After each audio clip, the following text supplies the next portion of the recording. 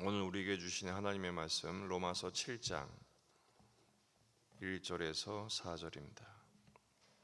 로마서 7장 1절에서 4절 말씀 한 목소리로 읽겠습니다. 형제들아, 내가 법 아는 자들에게 말하노니 너희는 그 법이 사람이 살 동안만 그를 주관하는 줄 알지 못하느냐? 남편이는 여인이 그 남편 생전에는 법으로 그에게 매인 바 되나니 만일 그 남편이 죽으면 남편의 법에서 벗어나느니라. 그러므로 만일 그 남편 생전에 다른 남자에게 가면 음녀라. 그러나 만일 남편이 죽으면 그 법에서 자유롭게 되나니 다른 남자에게 갈지라도 음녀가 되지 아니하느니라. 그러므로 내 형제들아, 너희도 그리스도의 몸으로 말미암아 율법에 대하여 죽임을 당하였으니 이는 다르니 곧 죽은 자 가운데서 살아나신 이에게 가서 우리가 하나님을 위하여 열매를 맺게 하려 함이라. 아멘. 본문에 계시된 주님은 어떤 분이십니까? 그리스도 안에서 참 자유를 누리게 하십니다. 7장부터는 그리스도인과 율법의 관계를 설명합니다. 특별히 오늘 본문은 그 관계를 남편과 아내의 관계로 설명하고 있습니다. 율법은 우리에게 의를 주지도 못하고 거룩하게도 못하며 오직 정죄만 할 뿐이죠. 하지만 신자는 예수님 안에서 자유함을 얻었다라는 것을 강조하고 있는 것입니다. 1절에 형제들아 이렇게 시작하죠. 형제들아, 전에는 죄의 삭슨 사망이요 하나님은 그리스도 예수 우리 주 안에 영생을 주시지 않았느냐. 그러므로 형제들아, 율법을 아는 너희들에게 말한다. 그 법이 사람이 살 동안만 주관하지 않겠느냐. 그렇게 강조하죠. 더 이상 우리는 그 율법의 지배 아래에 있지 않다라는 것을 말씀하고 계시는 것입니다. 그러면서 2절, 남편 있는 여인이 살아있을 때는 그 남편에게 매인다. 하지만 남편이 죽으면 남편의 법에 관계없다. 이젠 자유하게 되지 않았느냐, 이런 말이죠.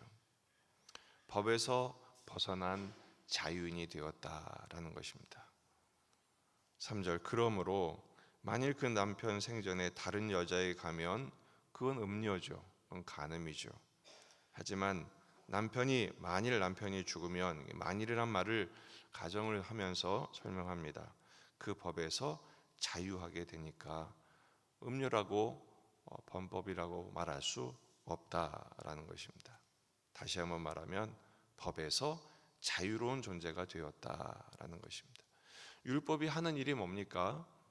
우리를 죄의 결과, 죽음에 이르게 하는 것입니다. 율법의 결과는 죽음입니다.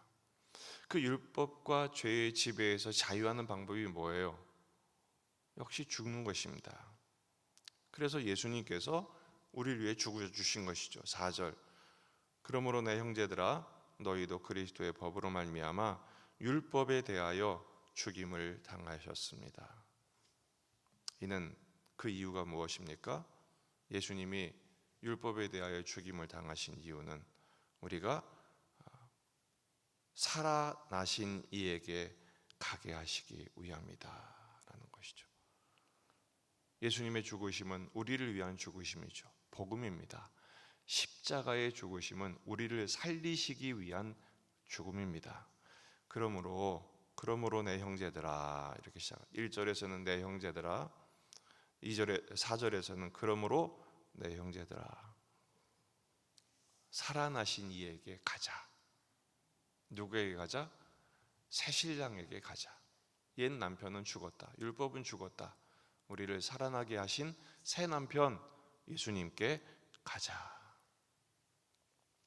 다시는 옛 남편 찾지도 말고 거기에 지배당하지도 말라라는 것입니다. 변화된 삶의 핵심이 무엇입니까? 옛 남편인 율법과의 관계를 청산하게 된 것입니다. 우리의 새 신랑, 새 남편이신 예수님과 자유의 관계를 갖게 하신 것입니다. 베드로전서 3장 18절, 그리스도께서도 단번에 죄를 위하여 죽으사 의인으로서 불의한 자를 대신하셨으니 이는 우리를 하나님 앞으로 인도하려 하심이라. 하나님 앞으로 인도하기 위해서 예수님이 대신 죽어주셨어요. 우리가 이렇게 예배 드릴 수 있는 게 얼마나 큰 은혜입니까? 원래 예배를 드리려면 어떻게 해야 돼요? 제물을 죽여야 합니다. 아니, 우리가 죽어야 합니다. 우리가 이렇게 살아있는 채로 예배를 드릴 수 있는 이유는 대신 죽으신 예수 그리스도, 새 남편의 법으로 우리를 자유케 하셨기 때문입니다. 길이요 진리요 생명이신 예수 그리스도를 통하여 하나님을 만나게 된 거예요. 이 새벽에 하나님을 만나시기를 주의 이름으로 축원합니다. 하나님의 음성을 들으십시오. 전격적으로 그 주님과 교제하십시오. 주님의 말씀 앞에 우리를 내려놓으십시오. 그렇게 됐을 때 법에서 자유한 사람의 당연한 두 번째 결과는 열매를 맺게 하신다는 것입니다.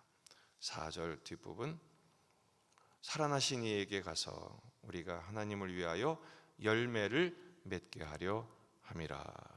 이젠 우리는 열매 맺는 존재가 되었다라는 것입니다. 옛 남편과의 관계가 청산되었고 새 남편 되신 예수 그리스도를 통하여 의의 열매, 의의 새로운 자녀를 얻듯이 열매를 얻게 된 것이죠. 어떤 열매입니까? 은혜 아래 순종의 열매를 맺게 하신 것입니다. 전에는 하나님과 원수였습니다. 우리가, 그렇죠? 하나님과 원수 되었을 때 그리스도께서 우리를 위하여 죽으사 이제 우리는 하나님과 예수님 화목 제물이 되심으로 새로운 관계가 되었어요. 하나님 우리의 아버지가 되어 주시고 예수님은 우리의 신랑이 되어 주신 것입니다. 신랑 되신 예수님께서 신부를 향한 소망이 계세요. 그게 뭡니까?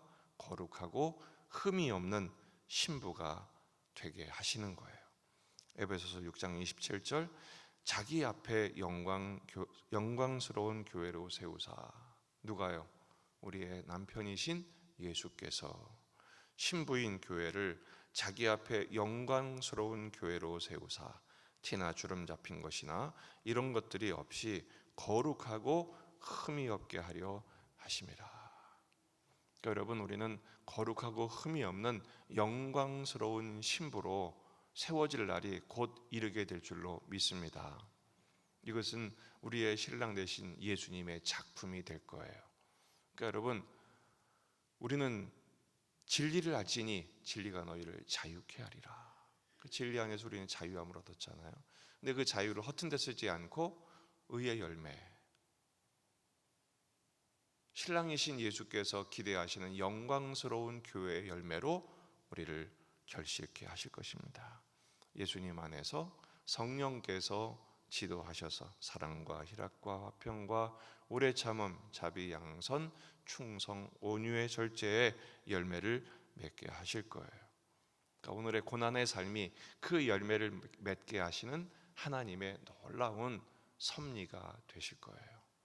어떤 일이 있어도 낙심하지 마시고 좌절하지 마시고 모든 과정에서 십자가를 통해 생명을, 영원한 생명을 얻게 하신 부활의 생명력으로 거두시는 하나님의 놀라운 그 능력과 실력이 오늘 우리의 삶을 순종의 열매를 맺게 하시는 복된 인생과 존재와 운명으로 인도하실 거란 말이죠. 그 믿음을 가지고 어떤 현실에 있든지 은혜의 보좌 앞에 나아가 우리의 신랑 되신 예수님을 만남으로 놀라운 은총을 얻게 하신 그 주님을 바라보면서 그 주님과 동행하는, 그래서 어디에 있든지 무엇을 하든지 그 어디나 천국 되게 하시는 하나님의 백성의 자녀의 특권을 누리시기를 주의 이름으로 축원합니다.